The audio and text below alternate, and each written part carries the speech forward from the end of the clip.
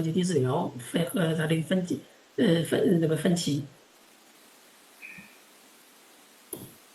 Baik, ini untuk yang penjelasan ini adalah penjelasan untuk gejala dan rekomendasi terapinya sendiri. Dan itu bisa kita sesuaikan tadi seperti PPT kita sebelumnya menjelaskan tentang beberapa obat-obatan ya. Ini cuma kita menyesuaikan pasien seperti apa yang cocok dengan membutuhkan pengobatan tingkat lanjut atau seperti terapi intravena atau rawat inap jangka panjang. Fokus utama kita adalah rencana pengobatannya itu sendiri untuk pasiennya seperti apa, pasien itu ringan atau yang bisa ditangani di komunitas atau klinik jalan atau pengobatan dengan 2 jalur, pengobatan PPD serta bagaimana tubuh merespon melalui proses terapi bertahap itu sendiri. 这个所有的患者呢，他不推荐使用一个短效的贝塔受体兴奋剂，像这哮喘症状不频繁，少于每月2次呢，就是按需低剂量的 SS 或者加福莫特罗。其他选择像是使用一个短效的贝塔受体兴奋剂，同时使用一点低剂量的 SS 或者联合使用或者单用。像每个月2次或者2次以上的效的患者呢，我需要缓解的药物呢，一般用低剂量 SS 按需使用这个萨巴。或者按需剂量的 SS 加福莫特罗。像其他选择包括一些是白山期受体这个调节剂，但疗效的一般是不如那个稀释性稀释激素。这是几类调整。像大多数是有哮喘症状的，会每周有一次或者一次以上，因为哮喘的醒流体存在的危险因素里，应该保低剂量的 SS 加拉玛作为治疗。像 SS 加福莫特罗就是我们心理可都保，或者按需使用呢。另外在这个基础上按需使用那个短效的贝塔受体兴奋剂为缓解治疗，同时联合这个 SS。或者让它中等剂量的 SS 加上按需使用的这个短效的贝塔受体兴奋剂。这个我们这一页就快，我们下一页再说吧。哦，对了，我解释是比较快一点，好不好？这个部分。可以。Oh, ada. Baik untuk yang topik ini untuk gejala rekomendasi terapi sendiri tadi sudah dijelaskan oleh Dr. Jo sendiri bahwa untuk yang ini disesuaikan dengan pasien lah. Untuk nanti kita menggunakan mungkin nanti ICS dosis rendah itu digunakan sendiri atau ICS dosis rendah nanti dikombinasikan dengan formoterol dan lain-lain. Nanti ini akan kita tidak perlu menjelaskan ini terlalu panjang. Nanti Bapak Ibu bisa mungkin di screenshot atau dibaca kembali. Ada langsung.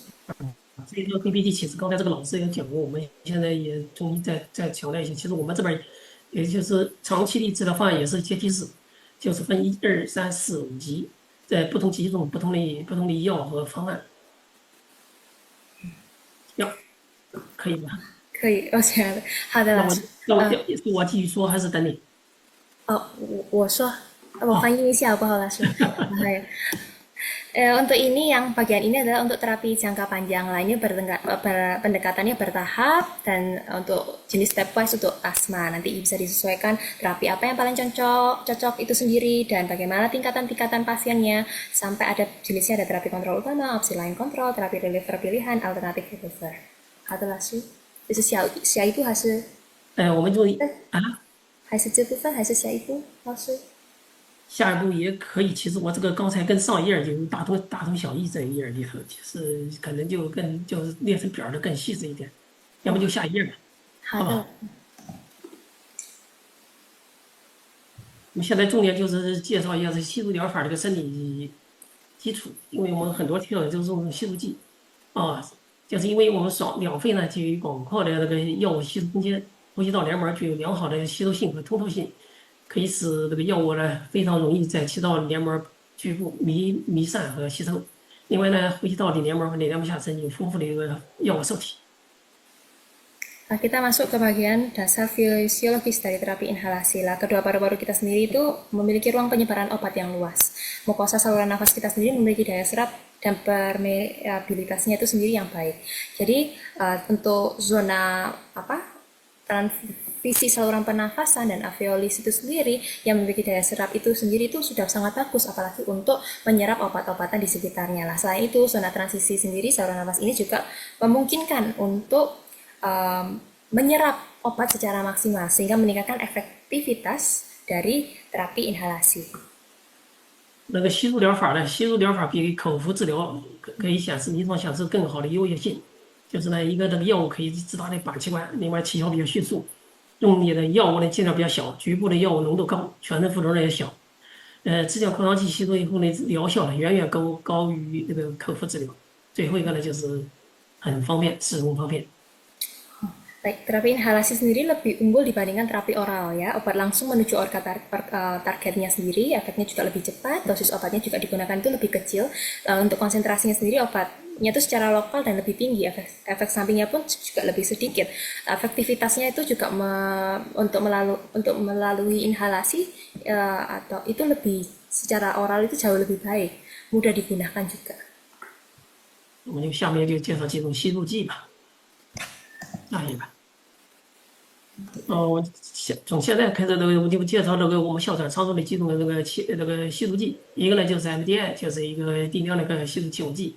那个呢像小孩或者老人，他不太会用这个 MDI 的时候，他可以加个水罐，这是最常用的一种。像我们那个短效的贝塔色的分析的剂，还有一个呢像那个赛特硝胺之类的，不是那个异丙脱硝胺就是用 MDI。 Baik, ini untuk alatnya sendiri ada inhaler aerosol dosis terukur dan terukur ya Bapak Ibu, ada MDI dan spacer. Ini lebih bagus untuk digabungkan berdua. Lah, untuk anak-anak ataupun lansia yang kesulitan menggunakan MDI itu lebih bagus jika digabungkan dengan spacer ini sendiri. Jadinya dan keduanya ini juga sebagai inhaler yang sering dan sudah umum digunakan. 这是我们也是非常就是哮喘平时最常用的吸入剂的一种，就是多宝，我们用的叫辛培克多宝，叫福莫托罗布替奈德吸入剂。这是个装置，它里头有螺旋药粉推上去以后一挤，然后每次定量吸入。 Nah, ini juga merupakan salah satu obat dari inhaler Bapak Ibu yang paling sering digunakan untuk asma, yaitu Topau atau turbo haler ya Bapak Ibu. Ini inhaler kombinasi Symbicort dan Seretide ya. Jenis Topau ini sendiri atau turbo haler itu digunakan untuk pasien yang masih baru atau pemula. Jadi membutuhkan koordinasi yang tepat. Jadi seperti memastikan alatnya itu dengan benar ke mulut dan menghirup secara konsisten selama penggunaan obat inhalasi itu sendiri. 第三种呢，就是个转大器，我们最常用的叫苏利蝶，叫萨米托罗氟替卡松。这是道理是原理都是差不多吧？就这个装置，这是这个1、2、3这个装置的一个吸入法。Oh ya, ini untuk yang ini jenis dry powder inhaler atau DPI. Jadi untuk ada alat untuk tombol tuas untuk tekannya untuk bisa diputar. Jadi cakramnya dan melepaskan dosis obatnya itu sendiri. 这是一种吸粒儿，我们平时用的那个长效的抗胆碱的受体吸入剂，像赛特溴胺之类的，就用这个装置。其实我们就是说把这个打开以后，药丸放进去，然后扎破，嘴含着口，含嘴吧，就吸。Oke. Ini yang ke selanjutnya apa alat handheld ya, dimana dia tuh di reseptor ada reseptornya, yaitu obatnya itu bekerja pada reseptor itu, dia dimasukkan ke saluran nafas mirip seperti alat yang bekerja di sekitar pembuluh darah. Cara penggunaannya alatnya dibuka, pasien menggigit bagian mulut alat tersebut, kemudian menarik nafas melalui mulut sambil menggigitnya dengan kuat tapi stabil. Nanti bisa obatnya bisa masuk seperti itu Bapak Ibu. 这是我们临床刚才介绍的就是我们临床常用的几种吸入剂，因为我们的社区或者门诊就诊的哮喘患者用的最多的其实就是吸入性治疗的药物。像其他的那个吸入药物呢，其实还有很多种，我就没有列进去。Untuk selanjutnya untuk strategi penyusunan rencana pengobatan asma itu sendiri, kita harus melihat tingkat pengendalian gejala dan dan tingkat faktor risikonya, kerusakan fungsi paru dan riwayat serangan akut itu sendiri, dan menyesuaikan untuk dilakukan dengan pendekatan bertahap dalam pengobatan asma atau stepwise, baik dengan peningkatan escalation maupun penurunan deescalation tingkat terapinya sendiri. Nah, kita juga harus melihat jenis terapinya yang bagus apa atau melakukan intervensi lain yang belum secara menyeluruh. Jadi untuk mengurangi resiko serangan akut. 呃，我们哮喘的这个策略呢，主要是针对一些是升阶梯和降阶梯的长期的一个阶梯性治疗。我们现在就是介绍一下我们升阶梯和降阶梯的几个注意的因素。一个呢是我们升级治疗前需要排除或者纠正下来影响哮喘控制的因素。一个呢就是像吸入药物吸入方法不正确，第二个呢依存率差。第三个，持续暴露于这个触发因素，就是个像变异源呐、烟草啊、空气污染呐、别致性兴奋剂啊，或者非甾体抗炎药。第四个呢，存在合并症所致导致的呼吸道症状或者影响的以及影响生活治疗。还有一个呢，哮喘的诊断错误，要排除这也是哮喘哮喘不控制的一些因素。把这排除以后，我们才牵涉到我们升阶梯和降阶梯、升级治疗和降级治疗的方案调整。Nah, untuk strategi pengolahan asma ini kita terutama terfokus untuk jangka panjang atau stepwise terapi dengan tujuan meningkatkan kontrol dan menurunkan risiko kambuhannya itu sendirilah. Sekarang kita bahas dulu apa beberapa faktor penting yang dapat mempengaruhi pengendalian asma berikut ini. Yang nomor 1, metode penggunaan obat inhalasi yang tidak tepat. Dan nomor 2, kepatuhan pengobatan yang rendah. Nomor 3, paparan terus-menerus terhadap faktor pemicu seperti alergen, asap rokok, polusi udara, penghambat reseptor beta blocker atau obat antiinflamasi lainnya.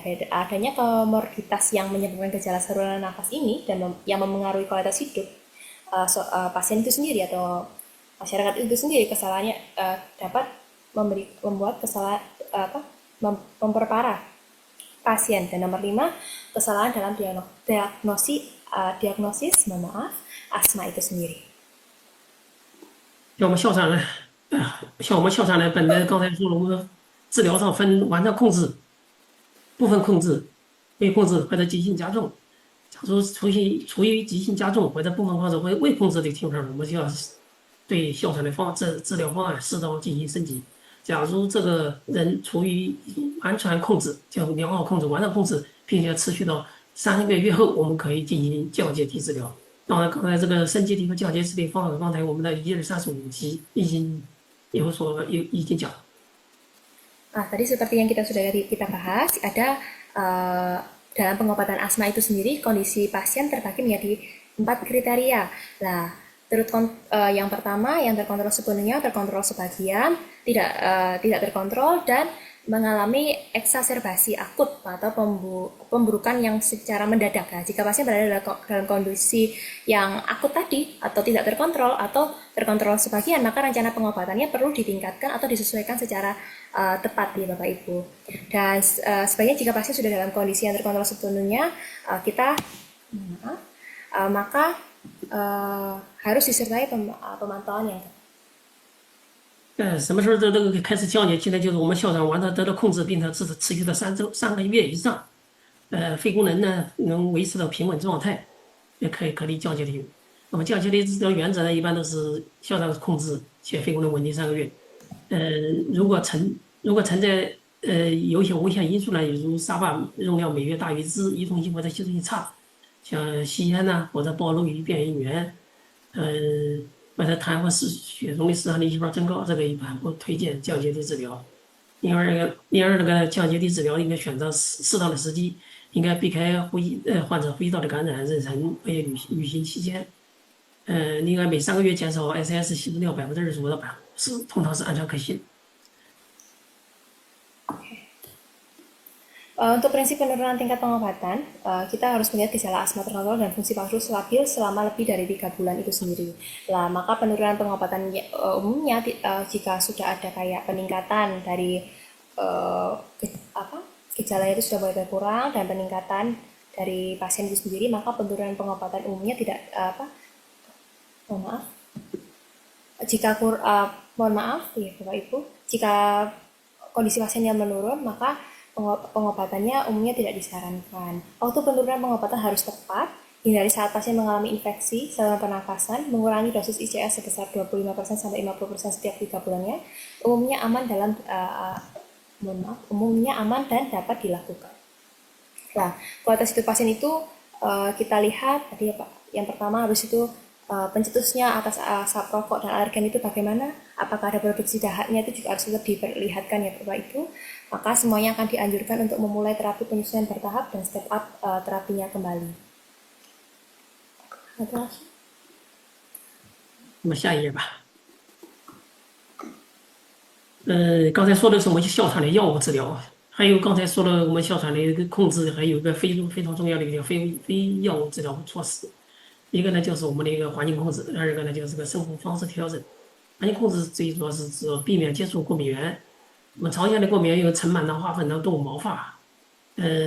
所以这个患者的一个保持室内清洁，经常使用空气净化器或者吸尘器，另外定期清洗床上用品。像花粉季节尽量减少外出。像第二个呢，就是减少一些刺激因素，像避免接触烟雾啊、化学物质、冷空气等刺激，像二手烟、厨房抽油烟机、这个抽油烟，这个都是，在寒冷季节或者空气污染严重的时候，佩戴口罩都是非常重要的一个环境控制。第二大块呢，就是我们的进行一个生活方式的调整，就是适当运动。另外，就空气比较好，环境污染比较轻的，环境中进行运动。还有一个呢，就是很重要的，就是一个健康饮食，叫均衡膳食，多吃水果蔬菜，保证营养摄入，作息规律。Baik, kita ada dua langkah untuk mencegah perburukan pasien itu sendiri. Yang pertama langkah non farmakologis adalah pengendalian dari lingkungan, menghindari paparan alergen itu sendiri untuk pasien. Dan kita juga harus menjaga supaya tidak ada bunga debu, serbuk sari bulu, dan serpihan kulit hewan, dan lain-lain. Pasien sebaiknya menjaga kebersihan di ruangannya itu sendiri, sering menggunakan vacuum cleaner atau penyedot tubuh, mencuci peralatan dapurnya juga secara rutin, menghindari keluar rumah saat musim mungkin kalau di sini tuh kan kayak ke bunga-bunga ya Bapak Ibu, kalau di sana kan ada musim semi ya, jadi ada serbuk sari, atau saat polusi udara tinggi, menghindari paparan asap rokok, mengurangi paparan asap dari dapur seperti asap dari kompor dan lain-lain, atau polusi udara. Jadi harus menggunakan, kalau bisa itu menggunakan masker untuk keluar ruangan atau ke lingkungan yang berisiko tinggi terhadap misalnya ada tadi polusi dan serbuk sari itu sendiri. Dan yang kedua adalah penyesuaian dari gaya hidupnya sendiri. Untuk olahraganya harus disesuaikan, menghindari aktivitas luar yang sangat ada polusi tingginya, pola makannya harus sehat dan seimbang, dan menjaga semuanya itu tetap terjaga secara asupan gizinya dan rutinitas harian yang teratur seperti tidur yang cukup dan jangan begadang. 最后一个呢，就是因为哮喘是一个我们非常常见的一个气道慢性病，所以我们需要进行慢性病管理。哮喘的慢性哮喘管理非常重要。这里头呢，就一定要建立一个良好的医患合作关系，就是患者与医生要建立长期合作，定期随访。第二个呢，要个体化差异，制定哮喘行动计划，包括自我监测啊，叫患者教育，评估的哮喘控制水平，根据症状分流数调整药物方案或者治疗方案。以及如何采取那个紧急措施。Untuk yang selanjutnya itu adalah kita bagaimana manajemen asma itu sendiri. Pertama kita harus kerjasama dengan yang namanya adanya kerjasama hubungan antara dokter dan pasien itu sendiri. Lah pasien dan dokter itu perlu membangun hubungan kerja yang sama dan dalam waktu jangka yang sangat panjang, dan itu harus bagaimana dia harus mengelola asma atau penyakitnya dia sendiri itu secara menyeluruh, dan itu memang sangat penting. Lah dokter perlu menjalin kerjasama jangka panjang. Habis itu harus ada kunjungan berkala, komunikasi terbuka dan evaluasi teratur. Nah, yang kedua adalah menyusun rencana manajemen asma yang terstruktur dan ilmiah, mencakup dari pemantauan mandirinya, evaluasi tingkatan asmanya, dan menyesuaikan pengobatannya itu bagaimana, dan pembuatan rencana aksi atau action plan yang harus dilakukan kepada pasien, apakah itu gejalanya akut atau memburuk. Nah, habis itu melakukan panduan-panduan yang dalam mengambil langkah penanganan yang terbaik bagi pasien, dan ada langkah-langkah darurat juga yang perlu diambil. 好，这就是我今天的介绍。相对也比较简单，也谢谢陈老师的翻译。啊，谢谢。我还是不是老师做老师，可是我很感谢可以欢迎你。然后我们就是看我们的安排的话，就是我们也是有问题的部分。可以可以呀，就是我们还是等不是5分钟10分钟。可以。也是我很抱歉，如果我中翻译中的话，就是有不好的部分。哦，你翻译已经很好了，我说的声音不太清楚，而且我的普通话不是太好。没关系，老师，可能我的中文也是还不但那么够好的，可是我很感谢跟你合作，也是你也已经很支持我。